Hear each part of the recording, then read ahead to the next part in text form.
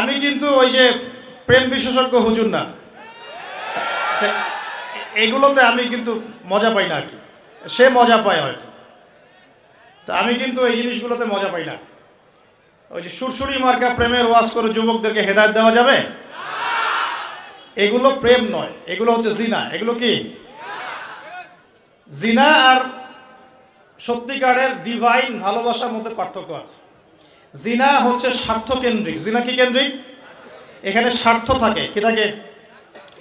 আর যখন আপনি ডিভাইন লাভ, আল্লাহর পক্ষ থেকে ডিভাইন ভালোবাসা আসবে বিয়ের পর, তখন সেখানে শুধুমাত্র স্বার্থ থাকে না, বরং কোনো কোনো ক্ষেত্রে নিজের স্বার্থ ক্ষুণ্ণ করে আমরা স্ত্রীদের স্বার্থ দেখি, দেখি না? এটা ডিভাইন। যখন আপনি রেসপন্সিবল পারসন, আপনার দায়িত্ববোধ আছে।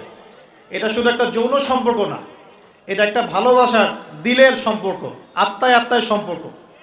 একজন কষ্ট পেলে আরেকজনের লাগে, আরেকজন খুশি হলে আপনারও খুশি লাগে। সে বিপদে পড়লে আপনি তার পাশে থাকেন, আপনি বুঝতে পারেন যে আপনি তার দিকে সম্মানের চোখে তাকান, ভোগের চোখে তাকান না। তো এই যে প্রেম বিশেষজ্ঞ কিছু কিছু বের হয়েছে, এগুলো থেকে আমাদেরকে বের হয়ে আসতে হবে। আল্লাহ পাক তৌফিক দান করুন। তার কিতাবের সাথে মহব্বত করেন, রাসূলের সুন্নতের সাথে মহব্বত করেন, ইনশাআল্লাহ পুরো দুনিয়া আপনার হয়ে যাবে। ইনশাআল্লাহ দুনিয়া তো কিছুই না, পরকাল পুরোটাই আপনার হয়ে যাবে ইনশাআল্লাহ। আর আপনাদের জীবনের উদ্দেশ্য হবে আল্লাহর সন্তুষ্টি অর্জন করা। কি করা? যে কোনো কাজ হোক, যত ছোটই মনে হোক না কেন, হোক সেটা একটা ছোট্ট দিনই প্রজেক্ট বা বড় কোনো ভিশন। আপনি দিনের জন্য একটা মসজিদ মাদ্রাসা করেছেন, অথবা আল্লাহর জমিনে দিন একদম কায়েম করেছেন, ছোট হোক আর বড় হোক, কিছু একটা আল্লাহ রাব্বুল আলামিনের সন্তুষ্টির জন্য এই দুনিয়ায় করে যেতে হবে। আল্লাহ পাক তৌফিক দান করুন।